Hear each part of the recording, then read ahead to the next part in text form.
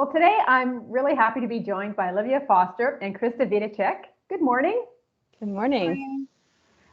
Both Olivia and Krista work in career services at St. Lawrence College, and they have they work in support of career services for students, but they have kind of different areas of focus. So Olivia focuses on supporting students in terms of career services, and Krista focuses on supporting employers and working with employers. So they both have different areas that they focus on, but at the end of the day, they're both their central concern is on supporting career services in both the community, our communities, as well as for our students. So they're going to talk to me today about some of their experiences in terms of, us becoming more of an international college and supporting international students in particular with their careers. So maybe I'll start with you, Olivia, and just ask you, and then I'll move to Krista, ask you first if you could just tell us a little bit about the ways in your role that you find that you are supporting international students and our communities in terms of welcoming more international students to work in certain career areas. Yeah, for sure. So I'm a career advisor on the Kingston campus, but we do have advisors on Brockville and Cornwall as well. And we all do pretty similar roles in that, like you said, we're more student facing. So we do things like one-on-one appointments with students, whether it's, they've just come to Canada, they need a part-time job while they're in school, and they just need help figuring out what to do with their resume to make it more Canadian. Or maybe they've never made a resume before and they need to start from scratch. So we'll meet with them one-on-one to do that. And then we can also help them while they move through their education. If they have a placement in their program, we can help get their applications customized to that industry or to that specific organization. And then we can even help them once they start approaching graduation and they're ready to start looking for career level jobs.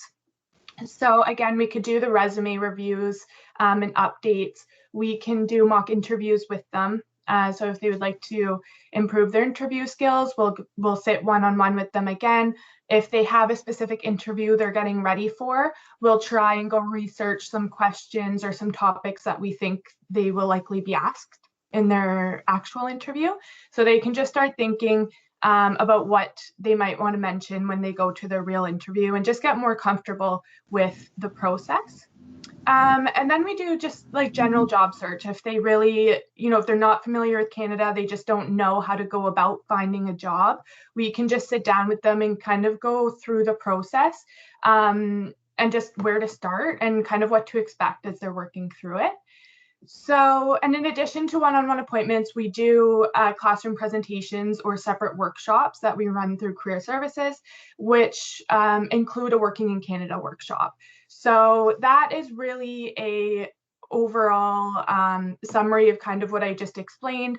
So, what your resume should look like, what to expect throughout the employment or recruitment process in Canada, the interview process, things to be aware of, so what employers shouldn't be asking about, and what they probably will be asking for at some point. So really overall, just trying to get them a good understanding of what to expect when they come to Canada, or if they just got here and they're looking for a job. Great, that's awesome. And so, Krista, your role has a different kind of perspective. Can you tell us a little bit about what about your work in particular, how you work with international students and try to assist in the community? Yeah, so kind of right off the bat, one of the things that we're starting to try and develop a bit is some potential training for some of our community partners. So some of the employers in Kingston, Brockville, Cornwall, to offer some training on how to hire and retain international students and graduates. So just kind of going through some of maybe those concerns that there may be, that there's a lot of paperwork or things like this that might sort of inhibit that relationship between international students and grads and employers. So that's something that's just starting. So I'm really excited about that because it's something that we've kind of talked about in the department for a little while. And so we're trying to find some partners in the community who might be able to work with us on that. So that's one thing. For sure, the job fairs, we do find that they're highly attended by our international students. And as Olivia mentioned, we do the workshops beforehand to kind of help international students understand how these work and, what sorts of things employers are looking for, and so we do offer that service as well. So yeah, I think it's sort of bringing awareness on both sides, so with the students and with employers, and kind of breaking down some of those barriers, the expectations, the maybe, you know, some of the things that we don't know, kind of explaining that a little bit. And I think that also affects placement at the college too, which we don't really work with as much, but I've helped with some placement fairs. And, you know, there's a couple snags with certain kinds of organizations that there's clearance that they might need to get. And so we're trying to sort of, you know, look into that a bit more. Is there something we could do earlier on so we don't run into that snag when we're trying to get a placement for students? So yeah, I'd say that's kind of some of the main things that we're working on. Yeah. Well, that's great. And I mean, I guess that's a great point, because it's important to recognize that the support that is provided to international students, both at our college and in our communities, is still, you know, relatively new, right? So we're still learning how best to support students. And I guess that's the last question that I'll ask you, and I'll start with Olivia. If you wanted to just, you know, provide some perspective or insights, some advice that you think you might have in terms of how you think, you know, in our community within SLC or outside of SLC in our communities, how we should approach helping international students in things like, you know, preparing for working in a brand new country with brand new norms and brand new behaviors and that kind of thing. So what kind of advice would you give, Olivia?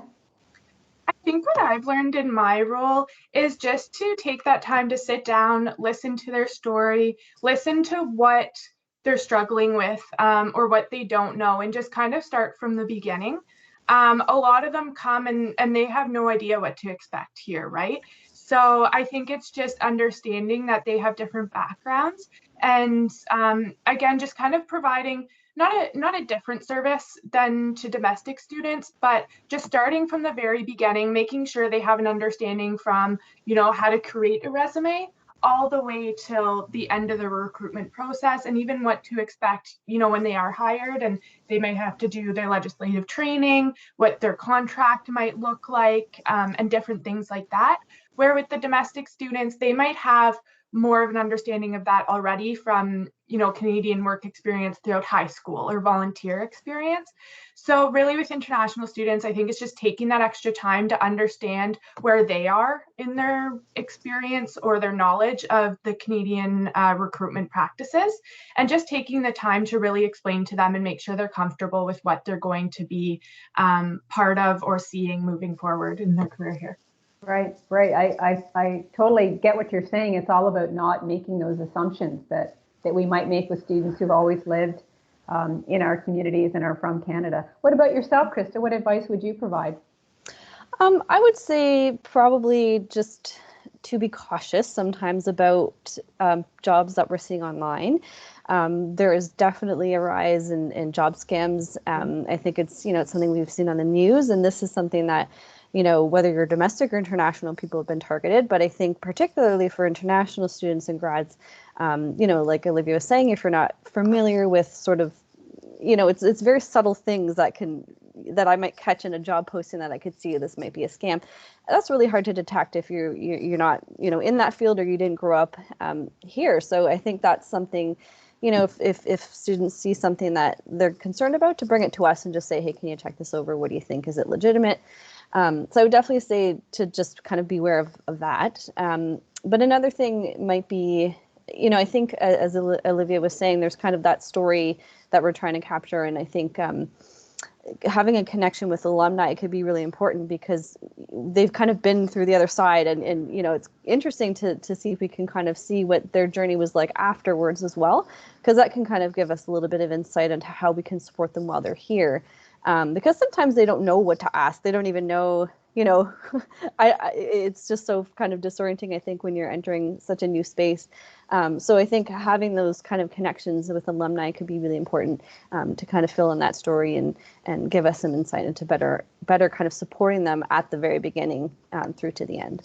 Yeah, that's a really good point, to have our international students connected with alumni to talk about the experience. And you know, so many students, international students in particular, work, you know, almost from the time that they arrive here in a part-time job. So they're building that experience, but at the same time, they need to understand that they're they're working and they're understanding how best to work in Canada, but every day is so much learning for them, and so much insight they can get from talking to others will help them as they continue on their journey. Well, thank you so much to both of you for talking with me today. It's been very insightful and enlightening to hear about your perspectives on supporting our goals to become an international college, and in particular to support our students and to support our employers and our community. So thank you very much, and I hope you have a great day.